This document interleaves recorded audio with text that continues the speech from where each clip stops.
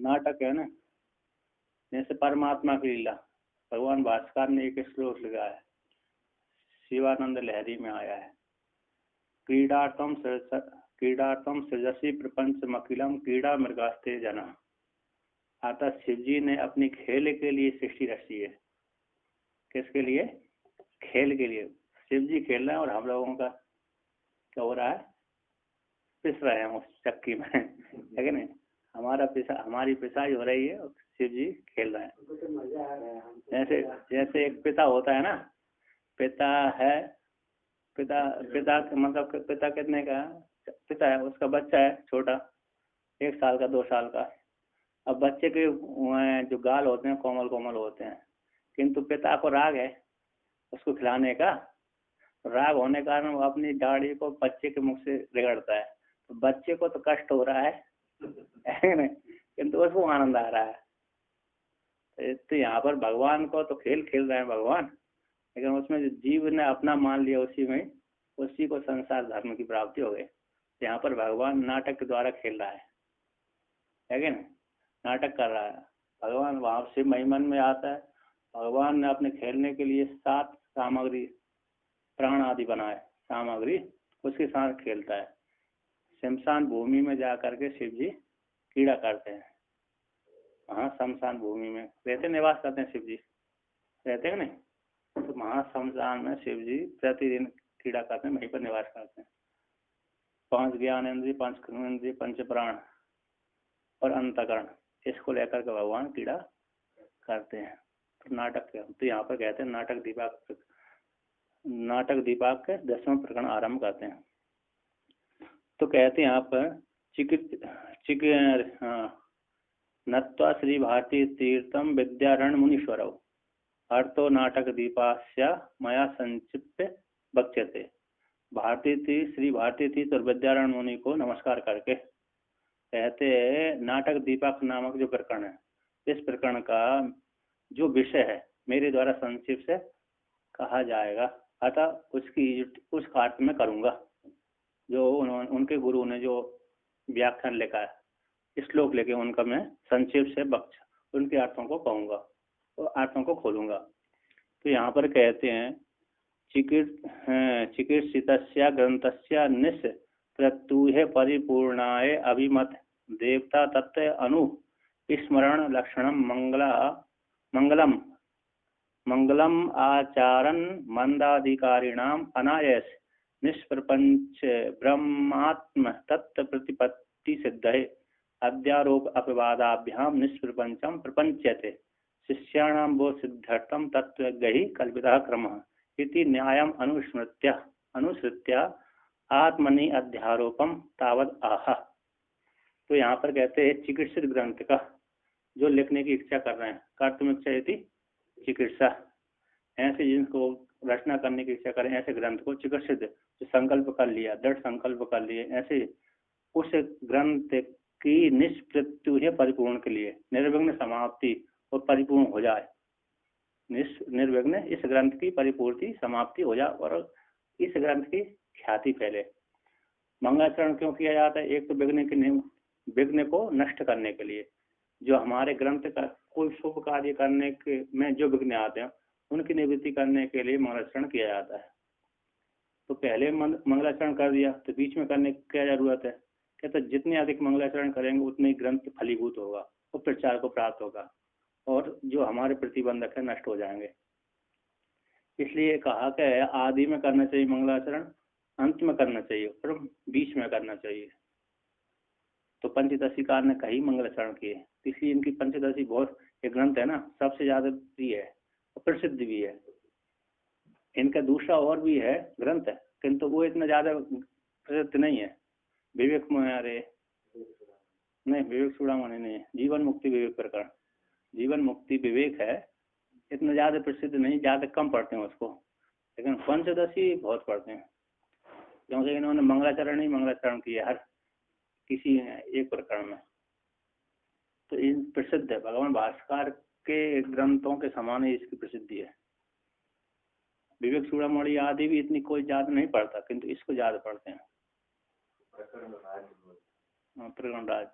अच्छा, तो यहाँ पर कैसे निष्पृथ्वी परिपूर्ण के लिए, निर्विघ्न समाप्ति और पूर्ण करने के लिए अभिमत जो देवता तत्व है अभिमत जो देवता तत्व है ब्रह्म स्वरूप है, ऐसे अभिमत जिसमें प्रतिपाद्य है, किसमें, इस ग्रंथ में जो हमारा स्वरूप है, ऐसे अभिमत देवता के स्वरूप के अनुस्मरण रूप जो स्वरूप है, लक्षण है, उस लक्षण को, मंगलाचरण को, मंगल को, जो मंगल को देने वाला है, ऐसे उस मंगल को करते हुए आश्चर्य बोलते शिष्टाचार के लिए मंगलाचरण करना चाहिए। शिष्टाचार है, नियम है कि कोई भी श्रेष्ठ कार्य करना हो, शुभ कार्य करना हो तो मंगलाचरण करना चाहिए। श्रेष्ठ की कामना के लिए और श्रेष्ठ शुभ काम करने के लिए। तो मंगलाचरण करते हुए कहते मंद अधिकारियों को अनायास बिना प्रयास के, थोड़ा प्रयास करना पड़ेगा, है ना, बिना प्रयास तो कुछ नहीं होगा, थोड़े इसी प्रयास में कहते हैं अनायास है, अनायास है कोई प्रयास नहीं, किंतु थोड़ा प्रयास करना, उनके लिए प्रयास कर रहा हूँ, वो मंद अधिकारी इसको समझ करके ज्ञान प्राप्त कर सकते हैं। उत्तम अधिकारी के लिए तो वेदांत तत्वमसि आदि महावाक्य हुआ, उसी का विचार करने से ज्ञान हो जाता है कि नहीं, उत्तम अधिकारी का। और मध्यम अधिकारी के लिए उपासना आदि और इसका विचार है, कनिष्ठ अधिकारी के लिए और इसका भी विचार है, क्योंकि इसमें ज्यादा सार नहीं किया, फिर सार निकाल करके दे दिया। बड़े बड़े आकर ग्रंथों में उपनिषद आदि में विचार है, शास्त्रार्थ है, तो वहां पर बुद्धि कभी कभी तो कुंठित हो जाती है, वो विचार समझ में नहीं आता, इसलिए प्रक्रिया ग्रंथों में जल्दी समझ में आता है। तो कहते हैं यहाँ पर मंद अधिकारियों को अनायास बिना कम प्रयास के निष्प्रपंच जो ब्रह्म तत्व है, निष्प्रपंच परिपूर्ण है, असंग है, कैसे असंग है, परिपूर्ण है और व्यापक है, ऐसा जो निष्प्रपंच ब्रह्म तत्व है, उस ब्रह्म तत्व की प्रतिपत्ति की सिद्धि के लिए, ज्ञान की सिद्धि, उसकी प्राप्ति के लिए, निष्प्रपंच ब्रह्म के ज्ञान की सिद्धि के लिए, प्रतिपत्ति में ज्ञान होता है, कहीं प्रतिपत्ति उपासना का भी वर्णन आता है, प्रतिपत्ति शब्द से उपासना भी गृहीत होती है, और प्रतिपत्ति शब्द से ज्ञान भी आता है, ज्ञान भी दिया जाता है। प्रत्युपचार पूर्वक पदगतौ धातु, और पद गति, जो गति है, गति के ज्ञान प्राप्ति, जाना, गमन करना, चार, गति प्राप्ति और ज्ञान, शायद चौथे भी है, ऐसा कब मेरे मन में तो चार बैठे हुए हैं, लेकिन गति प्राप्ति ज्ञान ये है ना, ये ठीक है, और तीन ही वो होंगे, चार भी कहीं मेरे, अच्छा गति है, प्राप्ति है, ज्ञान और गमन है, ठीक है, गति है, गमन ही हो गया, चल तीन ही होंगे ज्यादा, कहीं में मेरे मन में चार बैठा हुआ था, हो सकता है क्या नहीं, उसमें नहीं, कभी देते हैं, इन टीका में ही देते हैं, गति का स्थिति भी हो गई ना, उसकी क्या गति, हाँ स्थिति, हाँ स्वरूप, गति यानी स्वरूप ऐसा बोल देते हैं ना, तो उसका स्वरूप हो गया, स्वरूप। तो यहाँ पर कहते हैं प्रतिपत्ति की सिद्धि के लिए, ज्ञान की सिद्धि के लिए। अब यहाँ पर ये अच्छा श्लोक दिया है ना, कहते हैं अध्यारोप अपवादाभ्याम निष्प्रपंचम प्रपंचते, कहते हैं अध्यारोप, पहले अध्यारोप कर दिया, परमात्मा की सृष्टि नहीं, परमात्मा सृष्टि नहीं करी, फिर भी जीवों को कल्याण करने के लिए, साधक का कल्याण करने के लिए, मध्यम अधिकारी को पुष्ट करने के लिए, तुम जहाँ से आए थे वो वहीं में लीन हो, जिससे आया है जीव उसी में लीन होता है। अच्छा सृष्टि परमात्मा से हुई, उस परमात्मा ही सृष्टि जगत में आया है, और वही परमात्मा फिर उसमें जगत में आकर के परमात्मा उसी परमात्मा में लीन हो जाता है। कहते जो सृष्टि आई है उसी परमात्मा से निकली हुई है, और निर्गुण परमात्मा ने जब माया को स्वीकार किया तो ईश्वर संज्ञा हो गई। ईश्वर संज्ञा होते ही परमात्मा ने पंचभूतों की सृष्टि करी। तो सबसे पहले उसने आकाश की उत्पत्ति करी, आकाश के बाद फिर वायु की, वायु के बाद फिर तेज की, तेज के बाद जल की, जल के बाद पृथ्वी की, पृथ्वी का फिर पांच भूतों को पंचीकरण करके हमको दिखने लगा। है ना। पहले सूक्ष्म महाभूतों का पंचीकरण हुआ तो हमारा सूक्ष्म शरीर बना। पहले सूक्ष्म तन मात्रा हो तो उनको तन मात्रा भी बोलते हैं, महाभूत सूक्ष्म पंच महाभूत बोलते हैं। वो हमारी इंद्रियों के विषय नहीं बनते।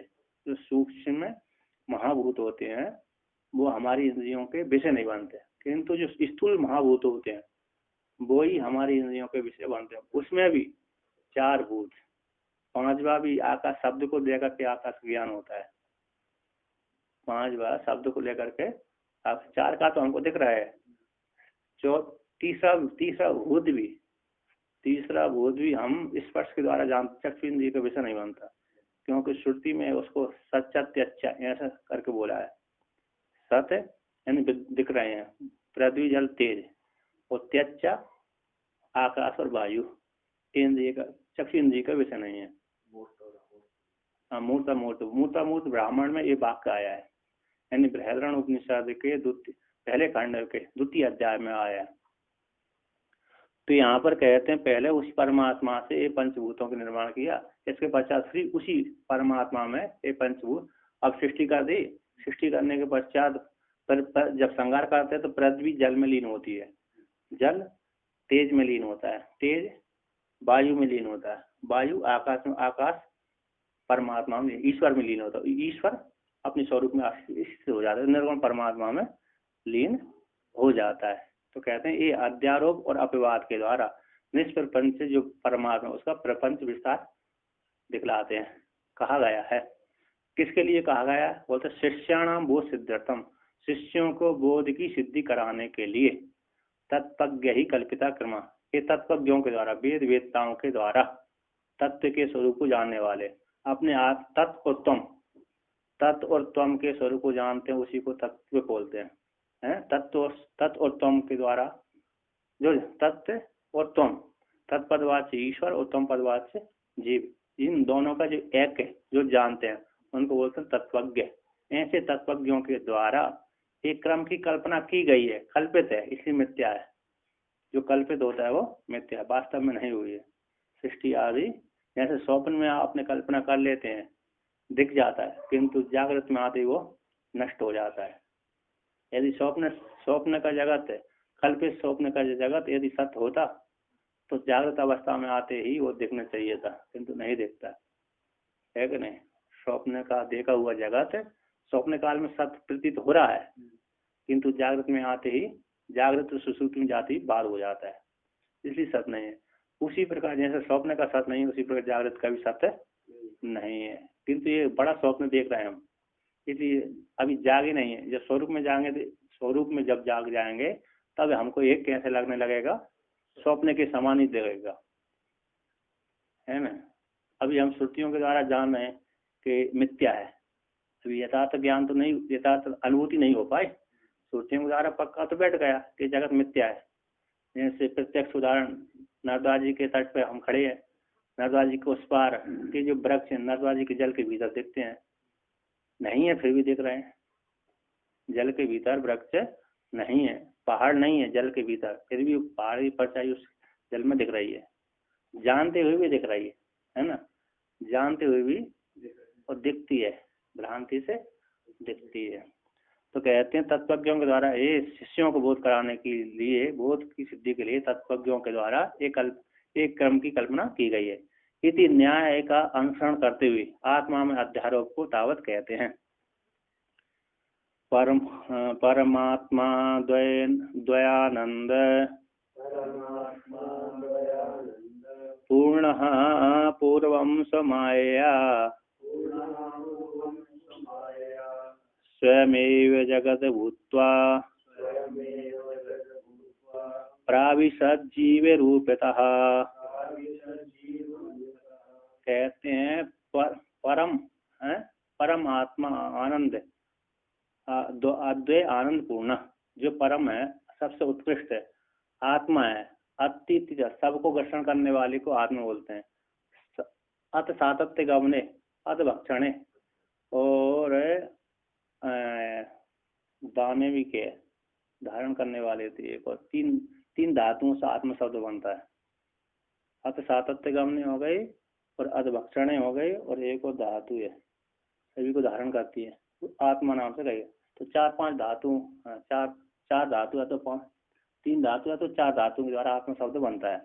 तो ऐसी जो आत्मा व्यापक है, ऐसी अद्वैय आनंद स्वरूप पूर्ण है, परिपूर्ण है। कैसे है? परिपालन पूर्ण है, पूर्ण है, अपने आप में पूर्ण, किसी दूसरे की जरूरत नहीं है उसको। पूर्ण होने के लिए किसी दूसरे की आवश्यकता उसको नहीं, अपने आप में पूर्ण है, आनंद स्वरूप है, अद्वैय स्वरूप, एको हम अद्वितीय, अद्वैय न एको हम अद्वितीय, इस श्रुति के द्वारा अद्वितीय है। वो सत्यम ज्ञानम अनंतम ब्रह्म के द्वारा आनंद स्वरूप है। आनंद, सत्यम ज्ञानम आनंद ब्रह्म है, बृहदारण्यक उपनिषद की श्रुति, और सत्यम ज्ञानम अनंतम ब्रह्म तैतृय उपनिषद की श्रुति, इसके द्वारा वो आनंद स्वरूप है, पूर्ण है। पूर्णमदः पूर्णमिदम, ये शब्द वहां का है, बृहदारण्यक उपनिषद का मंत्र भाग है। और आत्मा, परमात्मा, आत्मा कहो या परमात्मा कहो, ऐसी जो आत्मा है पूर्ण है। कहते पूर्वम स्वमाया, माया से पहले, माया से पहले वह अपने आप में परिपूर्ण था। जब तक माया को नहीं स्वीकार किया तब तक कैसा था? असंग था। जब माया को स्वीकार कर लिया उसी परमात्मा ने, तो ईश्वर संज्ञा उसकी हो गई। फिर माया से पूर्व में परमात्मा कैसा था? परमानंद, परमात्मा अद्वैय आनंद पूर्ण रूप, अद्वैय आनंद पूर्ण रूप स्वरूप से अवस्थित था। कहते स्वयं वो परमात्मा ही, जब माया को स्वीकार कर ली उस परमात्मा ने, तो माया को स्वीकार करने से के कारण स्वयं ही परमात्मा स्वयं एवं जगत भूता, जगत हो गया, सृष्टि कर ली। जब माया को स्वीकार कर ली तो सृष्टि का आरंभ उसने कर दिया, और सृष्टि करके जगत होकर के प्राविशद जीव रूप था, उस जगत में जीव रूप से प्रवेश कर गया, नाम रूप के द्वारा जीव रूप से, अनेन जीवन आत्मना अनु प्राविशत, जीव रूप से उसने उस शरीर में, इस आत्मा में, शरीर में प्रवेश कर गया नाम रूप के द्वारा। अनेन जीवन आत्मना अनुप्राविशत, ऐसी बात आते हैं। अनंत जीवन आत्मना अनुप्राविश्य, इस श्रुति है यहाँ। इस जीव रूप के द्वारा आत्म रूप से वो प्रवेश कर गया। उसने कहा, अरे तैतृय उपनिषद में वर्णन आता है, परमात्मा ने शरीर तो बना दिया, वो पिंड शरीर बना करके प्राण को इसके शरीर भीतर भेज दिया। उसने विचार किया, जिस द्वार से ये मेरा नौकर गया है, उसी द्वार से यदि मैं जाता हूँ तो कोई विशेषता नहीं रहेगी। जिस द्वार से मेरा नौकर गया है, प्राण नौकर है परमात्मा का, तो जिस द्वार से शरीर में प्रवेश किया प्राण ने, तो उसी द्वार से यदि मैं जाऊंगा तो मेरी कोई विशेषता नहीं है, इसलिए मैं दूसरे द्वार से जाता हूँ। प्राण दूसरे द्वार से गया और वो परमात्मा, तो उसने कहा सीधा यहाँ को फाड़ दिया, सीमानम विदारिये, यहाँ को भेदन करके प्रवेश किया परमात्मा ने। और प्राण आया नाभि से, नाभि द्वार से प्राण ने प्रवेश किया। तो यहाँ पर आगे कहते हैं पूर्वम सृष्टि प्राग अद्वय आनंद पूर्ण सदैव स्वम इदम अग्र आसीद एकम एव अद्वितीयम विज्ञानमानंदम ब्रह्म पूर्णमदः पूर्णमिदम इत्यादि श्रुति प्रसिद्ध स्वगत आदि भेद शून्य परमानंद रूपा परिपूर्ण परमात्मा स्वमाया मायाम तो प्रकृति विद्यात् मायनम तो महेश्वरम इत्यादि श्रुतियुक्त्या स्वनिष्ठया माया शक्त्या स्वयमेव जगद भूत्वा तद आत्मानं स्वयं अप्रूता सच्चा त्यच्चा अभवत इत्यादि श्रुते स्वयमेव जगद आकारतां प्राप्य जीव स्वरूपता प्राविशत तत्सृष्ट्वा तदेवानुप्राविशत अनेन जीवेन आत्मना अनुप्रविश्य इत्यादि श्रुतिर जीव रूपेण प्राविष्टवान इत्यार्थ। कहते हैं सृष्टि से पहले, सृष्टि पूर्व सृष्टि से पहले प्राग अद्वितीय आत्मा, प्राग कहते अद्वितीय आनंद स्वरूप परमात्मा था, अभी भी है, रहेगा, है ना। सृष्टि से पहले कैसा था? अपने आप अद्वितीय आनंद स्वरूप से अवस्थित था, अपने स्वरूप से अवस्थित था। उसी को छांदोग्य उपनिषद की श्रुति कहती है सदैव स्वम इदम अग्रे आसीत्। हे स्वम में ये परमात्मा दिख रहा है, वो सृष्टि से पहले कैसा? सत्य ही था, कैसे? सत्य है, सदैव स्वम इदम अग्रे आसीत्। और कैसा? एकम एव अद्वितीयम, एक ही था, अद्वितीय था। तो दूसरी श्रुति कहती है विज्ञानमानंदम ब्रह्म, और परमात्मा क्या है? विज्ञान स्वरूप आनंद स्वरूप ब्रह्म था। बृहदारण्यक उपनिषद की श्रुति है ये। अब दूसरी बृहदारण्यक उपनिषद की श्रुति कहती है पूर्णमदः पूर्णमिदम, परमात्मा पूर्ण है ना, पूर्ण पूर्णमद आता है नहीं, परमात्मा पूर्ण है। इदम पूर्णम, ये दिख रहा है, ये भी पूर्ण है। पूर्णमदः पूर्णमिदं पूर्णात् पूर्णमुदच्यते, पूर्ण से पूर्ण आया है, पूर्ण से ही पूर्ण आया है। पूर्णमेव अवशिष्यते, वो पूर्ण में जाकर पूर्ण पूर्ण अपनी पूर्णता को लेकर के, पूर्ण परमात्मा अपनी पूर्णता रूप सत्ता को लेकर के इस जगत में आया। इसलिए जब जाते तो जब सबका खंडन कर देते तब पूर्ण ही रहता है, सबका निश्चित करते करते जो बचता वो भी पूर्ण ही रहता है। पूर्ण तो जीव भी पूर्ण है, परमात्मा भी पूर्ण, ईश्वर ही पूर्ण है। इत्यादि श्रुति प्रसिद्ध है, कहते हैं स्वगत आदि भेद से शून्य है, स्वगत सजाति भेद से शून्य है, स्वगत आदि से, स्वगत सजाति बजाती है भेद से शून्य। कहते हैं परमानंद रूप परिपूर्ण परमात्मा, परमानंद स्वरूप है, परिपूर्ण है, परमात्मा है। ऐसा जो परमात्मा स्व माया के द्वारा, अपनी माया के द्वारा, श्वेता उपनिषद में वर्णन करते हैं, माया तो प्रकृति विद्यात माइनम तो महेश्वर। माया को तो प्रकृति जानो और माई को महेश्वर जानो। माया अस्ति माई, माया जिसके पास है उसको माई बोलते, माइनम माई है ना, माया भी माई हो गई है, माई ना माई अतो अतो कहते हैं अतो अंठनी अतो इन्हीं ठनऊ, इस सूत्र इन्हीं प्रत्यय हो गया, माई बन गया है ना, इन्हीं कर दिया तो माई हो गया। अत इन्हीं ठनऊ है ना, अत इन्हीं ठनऊ दो प्रत्यय होते ना, इन और ठना, तो उससे माई बन गया। ऐसे जो माया है माइनम, माइनम तो द्वितीया का एक वचन है, द्वितीया का। ऐसे माई को महेश्वर को जानो, माइनम महेश्वर को माई जानो, कुछ जानो माइनम जानो, महेश्वर को माइनम, और माया को प्रकृति जानो, माइनम को महेश्वर जानो, शिव महादेव जानो। इत्यादि श्रुति के द्वारा उक्त कहा जाने से स्वनिष्ठ माया शक्ति के द्वारा, स्व में रहने वाली, स्व में निष्ठ नित्राम स्थिति निष्ठा, जिसमें स्थिति रहती है, हमेशा विद्यमान रहता है, अपनी माया शक्ति के द्वारा स्वयं ही परमात्मा। ऐसे हमें शक्ति क्यों नहीं दिखती? जब हम करते हैं, हम बैठे रहते हैं तब शक्ति नहीं दिखती, हमें भी शक्ति है कि नहीं? हम बैठे हैं तब तो शक्ति नहीं दिख रही, जब हम कुछ क्रिया करने लगते हैं शक्ति दिख जाती है, क्रिया को लेकर के शक्ति देखी जाती है ना। जब क्रिया नहीं कर रहा है तो शक्ति नहीं दिखती। ऐसी जब परमात्मा जब क्रिया नहीं करता तो निर्गुण रहता है, जब क्रिया करने लगता है तो शक्ति वाला शक्तिमान हो जाता है। तो कहते हैं ऐसे जगत होकर के परमात्मा ही माया को लेकर के, माया शक्ति से स्वयं ही परमात्मा जगत होकर के तद परमात्मा आत्मान स्वयं कुरुता, उसने अपनी आत्मा को बना लिया, जगत रूप से परिणत कर लिया। तम आत्मान स्वयं अकुरुता, अपने आप को बना लिया। कहता है वही परमात्मा सच्चा त्यच्चा भगवत, श्रुति है मूर्तामूर्त ब्राह्मण की। कहते हैं सत पृथ्वी जल तेज, सत बोलते हैं पृथ्वी जल तेज, प्रत्यक्ष देखते हैं उसको सत बोलते हैं। और त्यच्चा सच्चा त्यच्चा, यानी जो वायु और आकाश जो हमारे सामने नहीं दिखते, त्यद है ना, त्यद तदिति परोक्ष विजानियात, इदमस्तु सन्निकृष्टे समीपतर इदमस्तु सन्निकृष्टे समीपतर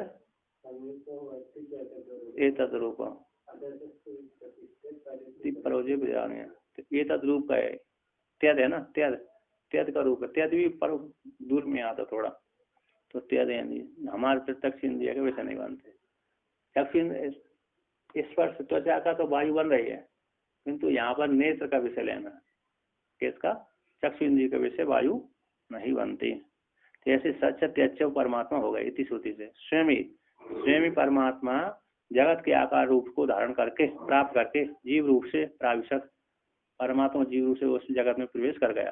तो श्रुति 33 उपनिषद श्रुति कहती है तत्सृष्टवा तदेवानुप्राविशत, वो है परमात्मा जगत को सृष्टि करके उसी में प्रवेश कर गया। जिसने सृष्टि करी वही उसने उसी में प्रवेश, जिसकी सृष्टि करी उसी में प्रवेश कर गया, वही प्रवेश, और जिसने करी वही प्रवेश किया, जिसने वही है। जड़ भी है चेतन भी है।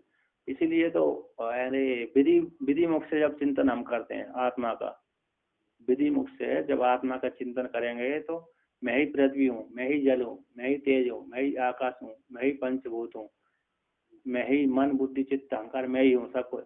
जो पृथ्वी आदि पहाड़ दिख रहे वो मैं ही हूँ। पशु पक्षी जितनी भी योनियां हैं सारा मैं ही हूँ। जो दिख रहा है वो भी मैं ही हूँ, जो नहीं दिख रहा है वो भी मैं ही हूँ। ये विधि मुख हो गया। अब निषेध मुख है, पंचभूत में नहीं हूँ, पृथ्वी नहीं, जल नहीं, तेज नहीं, आकाश वायु नहीं है ना, इंद्रिय नहीं हो, शरीर नहीं हो, जो कुछ भी दिख रहा है वो मैं नहीं हूँ। नेति नेति के द्वारा निषेध मुख से हो गया। प्राय करके नेति नेति के द्वारा ही भावना करते हैं, प्राय करके विधि मुख से भी करते हैं कोई चिंतन। ज्यादातर भगवान भास्कर ने नेति नेति के द्वारा ही प्रतिभा, न हम मनुष्यो न देव यक्षो, न हम मनुष्यो न देव यक्षो, न ब्रह्मचारी न गृह बनस्ता, है ना, बनस्ता इत्यादि के द्वारा नेति नेति के द्वारा प्रतिपादन किया यहाँ पर। तो कहते हैं आगे, अनैन जीवेन आत्मना अनुप्रवेश्य, इस जीव रूप से, जीव आत्मा रूप से वो परमात्मा प्रवेश कर गए। इत्यादि श्रुति से जीव स्वरूप से प्राविष्टवान परमात्मा, जीव रूप से कौन किसने प्रवेश किया? उसी परमात्मा ने ही प्रवेश किया। अतः परमात्मा ही यहाँ पर आया है, जगत रूप में आया है। इसी पर जो हम ही है वो परमात्मा स्वरूप ही है, किंतु हमने अपने को पृथक मान लिया। उसे क्या मान लिया? अपने को कर्ता भोक्ता मान लिया। जैसे शिव जी ने खेल करने के लिए सृष्टि रची, बना दिया, तुम खेलो, किंतु खेल में वो अपना ही खेल मानने लगे। शिव जी ने तो खेलने के लिए बनाया था, किंतु जिस व्यक्ति ने अपना मान लिया तो वो तो फंस गया, और जिसने अपना नहीं माना, शिव जी खेल रहे हैं, तो वो नहीं फंसा। ये सारा कौन खेल रहा है? खेल कौन खेल रहा है? परमात्मा खेल रहा है, शिव जी खेल रहे हैं। तो ऐसा जानने वाला तो नहीं फंसा, किंतु ये मेरा खेल है, मैं खेल रहा हूँ, है ना, व्यक्तिगत खेल रहा हूँ। ये अलग है, मैं अलग खेल रहा हूँ। ये अच्छे हैं, वो अच्छे नहीं है, मैं अच्छा हूँ। इस प्रकार से मानते हुए फंस गया हो। इस प्रकार से यहाँ पर वर्णन किया पहले श्लोक के द्वारा। तो दूसरे में कहते हैं यहाँ पर, ननु परमात्मनः एव एकस्य सर्व शरीरेषु प्राविष्टत्वे पूज्य पूजक आदि भावेन प्रतीयमान उत्तम अदम भावो विरुद्धता इति एतत् आशंका।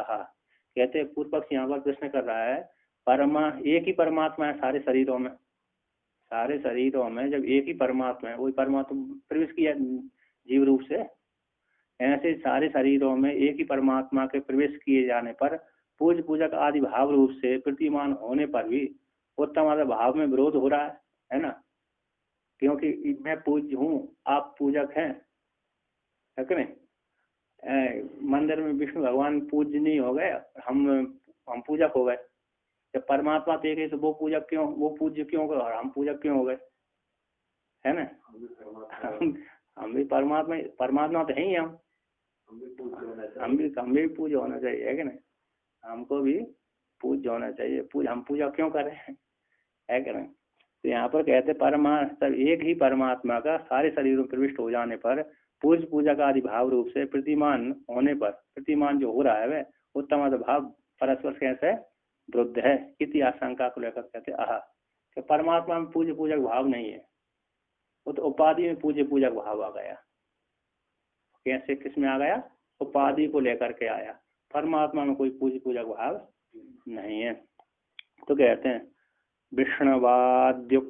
विष्णुवाद्युत्तम देहेषु प्रविष्टो देवता भवेत्, मर्त्याद्य धम देहेषु स्थितो भजति मर्त्यताम्। कहते हैं विष्णु आदि उत्तम देहों में परमात्मा जब प्रवेश कर जाता है तो देवता हो जाता है। जब उस देवता परमात्मा ने विष्णु आदि शरीरों में प्रवेश कर लेने के कारण उत्तम आदि उन शरीरों में, उत्तम देवों में प्रवेश कर लेने के कारण वो देवता बन गया, पूज्य बन गया। और किंतु कहते हैं और मर्त्य आदि अधम देहों में वही परमात्मा जब प्रवेश कर गया तो क्या मर्त्यताम भजेत, अतः मनुष्य पूजक हो गया। ऐसे अल्प हो गया, अल्पज्ञ। मर्त्य आदि अधम शरीरों में प्रवेश कर लेने के कारण, प्रवेश हो जाने के कारण वही परमात्मा मर्त्यताम जीव भाव को प्राप्त हो गया, मरण धर्म वाला प्राप्त हो गया, किंतु उपाधि को लेकर के ये हो गए। उत्तम शरीरों में प्रवेश किया तो पूजक बन गया, पूज्य बन गया। विष्णु आदि उत्तम शरीर में प्रवेश कर लेने के कारण, प्रवेश हो जाने पर परमात्मा का वो देवता रूप से देवता वाला हो गया, देवता पूजनीय हो गया। वही परमात्मा जब अधम शरीरों में प्रवेश किया, कैसे हो, मरण धर्म वाली जो शरीर है, उनका भी शरीर भी, देवताओं का शरीर मरण धर्म वाला ही है। देवताओं का शरीर भी कैसा है, मरण धर्म वाला ही है, क्योंकि उनका थोड़ा हमारी अपेक्षा देर काल में मरते हैं। वो मरते तो वो भी, उनका शरीर नष्ट होता है ना, प्रलय काल से पहले ही मर जाते हैं वो। हाँ, मच्छर आदि के लिए हम तो सब अमर हैं। चींटी है, मच्छर है, उनकी अपेक्षा हम अमर है उनके लिए, और हमारे अपेक्षा देवता अमर है कि नहीं। और देवता की अपेक्षा ब्रह्मा जी अमर है, क्योंकि देवता भी छोटे छोटे, एक ब्रह्मा जी के एक दिन में कई देवता बदल जाते हैं। ब्रह्मा जी का जब एक दिन होता है उसमें कई देवता बदल चुकते हैं। कुछ देवता मुक्त हो जाते हैं, कुछ देवता अरे नहीं हो पा, पुनर्जन्म ले लेते हैं। तो कहते हैं मरते आदि जो अधम दे शरीरों में स्थित परमात्मा जब स्थित हो जाता है तो मर्तता को प्राप्त हो जाता है, मरण वाला हो जाता है। तो कहते हैं टीकाकार यहाँ पर कहते हैं, नायम स्वाभाविक उत्तम अधम भाव किंतु शरीर उपाधि निबंधनो अतो न विरोध इति भाव। कहते हैं स्वाभाविक नहीं है, ना अयम स्वाभाविक, परमात्मा का एक स्वभाव नहीं कि मैं उत्तम शरीरों में जाकर उत्तम होऊंगा, नीचे शरीरों में नीचे हूँ, उत्तम अधम भाव वाला मैं हो जाऊं। ये पारमार्थिक सत्य नहीं है। तो ना अयम स्वाभाविक उत्तम अधम भाव पारमार्थिक सत्य स्वाभाविक नहीं है, किंतु शरीर उपाधि निबंध, शरीर उपाधि के अधीन होकर के ही ये उत्तम अधम भाव होते हैं। शरीर उपाधि को लेकर के, शरीर रूप उपाधि को लेकर के उत्तम अधम भाव होते हैं। तो इसी ना कोई विरोध। जैसे यहाँ पर लोक में भी जिसने उपाधि स्वीकार, राष्ट्रपति की उपाधि स्वीकार कर ली, वो पूजनीय हो गया, सबको प्रशासन करने वाला हो गया, है कि नहीं। जब वही 5 साल के बाद दूसरी हो जाती है तो वही कैसे हो जाता है, रोडपति हमारे जैसे ही हो जाता है, सामान हो जाता है। जब उपाधि को नहीं स्वीकार करता, सामान देते हैं। अब वही व्यक्ति उपाधि स्वीकार कर लेता है तो हजारों लाखों व्यक्ति के ऊपर शासन करने वाला हो जाता है। उपाधि का सारा खेल है, इसलिए कोई विरोध नहीं है।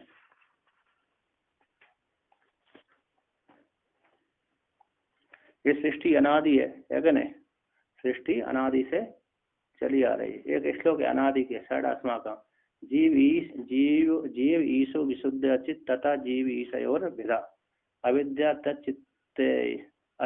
तत्चितोर योगा षडात्मा का अनादया, है ना। ये अनादि के लक्षण है, स्मृति है कहीं की।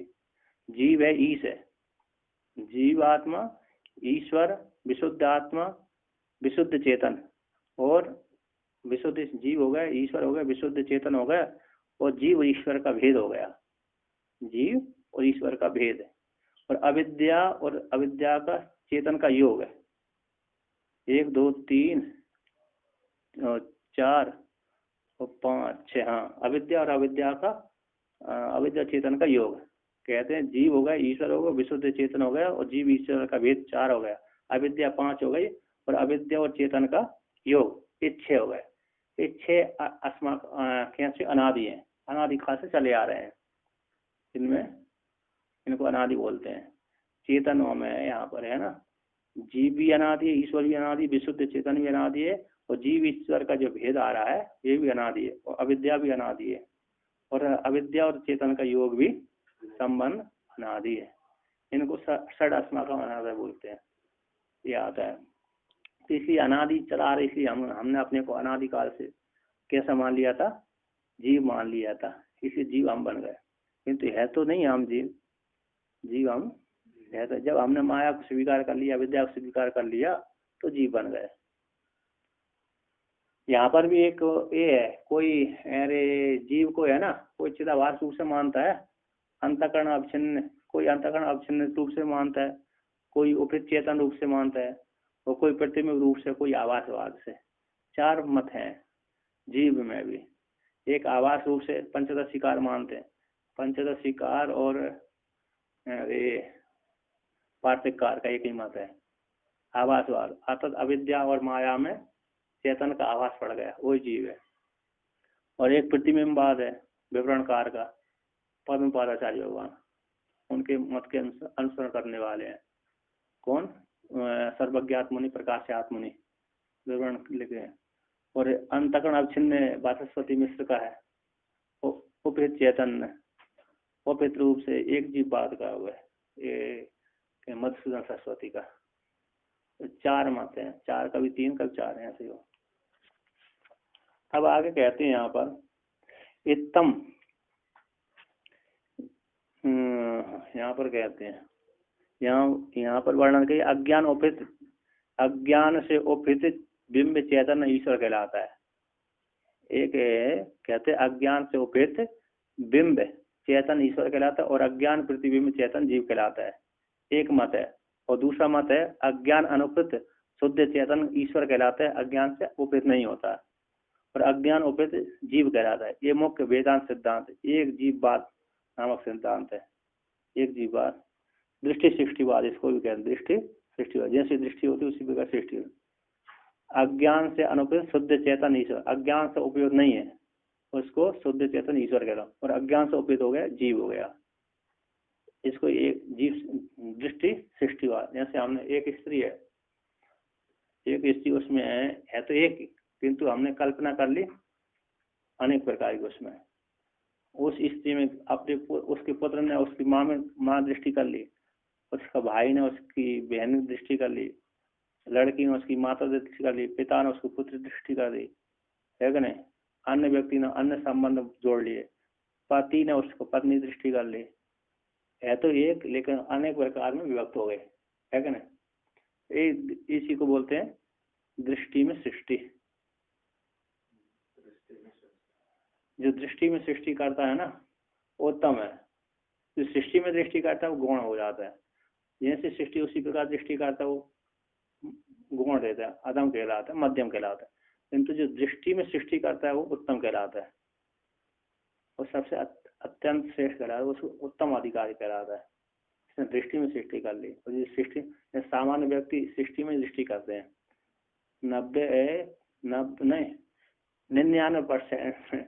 99% प्राय सृष्टि में दृष्टि कर पाते हैं, है ना, सृष्टि में दृष्टि करते हैं। 1% ऐसा हो गए जो दृष्टि में सृष्टि करते हैं। तो यहाँ पर आगे कहते हैं इत्तम आत्मनि अध्यारोपम संक्षेपेण प्रदर्श्य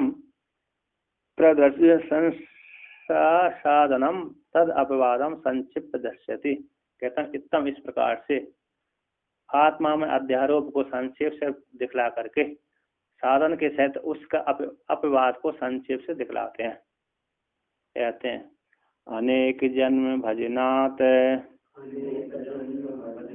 स्वविचारम चिकीर्षति विचारेण विनष्टायाम मायायाम शिष्यते स्वयं। परमात्मा सृष्टि कर दी, अब सृष्टि के पश्चात जीव जगत में आ गया, जगत में आने के पश्चात जगत में फंस गया, इसके पश्चात उसको वैराग हो गया जगत से। तो थोड़ा कभी ज्यादा होता था कभी कम होता था वैराग, तो कब जब कम होता था थोड़ा साधन करता था, जब ज्यादा हो जाता था तो ज्यादा साधन कर लेता था। तो एक जन्म से नहीं करता आ रहा है साधक, अनेक जन्मों से साधक साधना करता हुआ आ रहा है, एक जन्म का नहीं है। जैसे यहाँ पर वो हमारे द्रौपदी जी के विषय में आता है, सारे द्रौपदी जी ने 5 महीने में भगवान विष्णु का दर्शन कर लिया, साक्षात्कार कर लिया, तो सारे ऋषि चढ़ गए भगवान के ऊपर, भगवान के विष्णु भगवान के ऊपर चढ़ गए, सारे ऋषि चढ़ गए उसका आगे, है कि नहीं। क्यों चढ़ गए? भगवान ने, सारे ऋषियों ने कहा अरे देखो 5 वर्ष के बालक ने 5 वर्ष के बालक को भगवान ने 6 महीने में दर्शन दे दिए। हम 100 200 1000 वर्ष बीत गए, भगवान ने दर्शन ही नहीं दिए। जब 5 ये तो भगवान कैसे हो गए? पक्षपाती हो गए। तो हम क्यों भगवान की पूजा करें, पाठ करें? तो सारे ऋषि ने पूजा पाठ बंद कर दिया। ऐसा देखा भगवान के ऊपर सारे ऋषि चढ़ा। विष्णु भगवान ने देखा ये तो अनर्थ करने लगे। ये तो मेरे ऊपर ही पक्षपात लगा दिया इन्होंने, पक्षपात का आरोप लगा दिया। भगवान ने देखा ये तो गलत हो गया, तो भगवान दूसरा रूप बना करके उनके पास में आए। कोई साधु का वेद, किसी ऋषि का वेश बना करके उनके पास में आया। उन्होंने जहाँ पर उन्होंने ध्रुव जी ने तपस्या करी थी पूर्व के जन्मों में, तो एक ढेर लग गया था हड्डी का। तो उन सारे ऋषियों को अपनी बातों में फंसाते फंसाते भगवान कहा, तो भगवान किसी के पक्षपाती नहीं है, अपने कर्मों के अनुसार फल देते हैं। तुमने जो किया है गलत कर रहे हो, भजन पूजन करना, भगवान को मानना बंद कर दिया, ये ठीक नहीं है। देखो ध्रुव ने भी 5 साल में तपस्या नहीं करी, 5 वर्ष में 5 महीने में उसको दर्शन नहीं दिए। उसने ध्रुव ने कई वर्ष तक पहले जन्म किए, पहले तपस्या करके रखी थी, इसलिए उसको थोड़ा प्रतिबंधक बचा था। इसने इसलिए उसकी थोड़ी साधना बची थी, इसलिए 5 महीने में उसको दर्शन हो गए। उनके हम कैसे जाना है, तो चलो मैं बताता हूँ। वो ब्राह्मण वेश धारण करके विष्णु भगवान स्वयं ले गए उनको। तो जहाँ पर ध्रुव जी ने तपस्या करी थी पूर्व के जन्मों में, तो कई ढेर लग गए थे हड्डियों के। देखो जो दिख रहा है सफेद सफेद पत्थर, ये ध्रुव जी का हड्डियों का पहाड़ है। इतने जन्मों से तपस्या कर रहे हैं, तब आकर के इनको 5 महीने में दर्शन दिए मैंने। फिर भगवान ने उसी काल में उनको चतुर्भुज रूप दिखा दिए ऋषियों को। तो दर्शन दे, फिर विष्णु भगवान ने उन ऋषियों को दर्शन दे करके चले गए।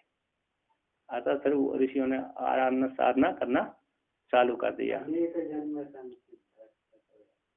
हाँ, तो लगे हुए आ रहे हैं ऐसे। इसी को अनेक जन्म भजनाथ, अनेक जन्मों के भजन से, संसाधनों से, अर्थात सत्कर्मों के प्रभाव से, अनेक जन्मों के भजन सत्कर्मों के प्रभाव से स्व-विचारम चिकित्सा, स्व का विचार, आत्मा को जानने की विचार की इच्छा उत्पन्न हो जाती है। स्व को जानने की, स्व विचार को करने की इच्छा होती है, चिकित्सा करने की इच्छा हो जाती है। मैं जानू मैं कौन हूँ। उनको है ना, अरे कौन है, रमण महर्षि को स्वप्न में अपने को मरा हुआ देख लिया, मरने के पश्चात देखा मैं तो, मेरा शरीर तो नीचे पड़ा हुआ है और मैं तो ऊपर टहल रहा हूँ, मैं तो ऊपर टहल रहा हूँ, तो मेरा शरीर नीचे पड़ा हुआ है और ये रो रहे हैं मेरे सामने, मेरे परिवार वाले रो रहे हैं।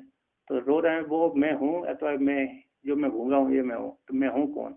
बस इसी में उनका दृष्टि लग गई, मैं कौन हूँ। तो स्व विचार जागृत हो, मैं कौन हूँ। तो स्व विचार जब करने की इच्छा हो गई, अनेक जन्मों के फल के प्रभाव, अनेक जन्मों के सत्कर्मों के प्रभाव से स्वयं के आत्मा के स्वरूप को जानने की इच्छा हो जाती है।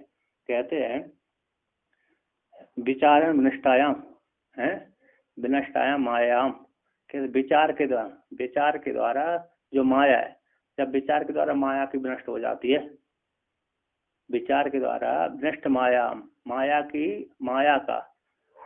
जब स्व का विचार करेंगे, आप वेदांत का विचार करेंगे, तो वेदांत के विचार के द्वारा विनष्ट हो जाने पर, वेदांत के द्वारा जो माया है उस माया के नष्ट हो जाने पर शिष्यते स्वयं क्या हो जाती है, वो परमात्मा परिशेष रूप से, परिशेष न्याय से शेष स्वयं ही परमात्मा अद्वैत आनंद स्वरूप रूप से शेष रहता है, वही बचता है।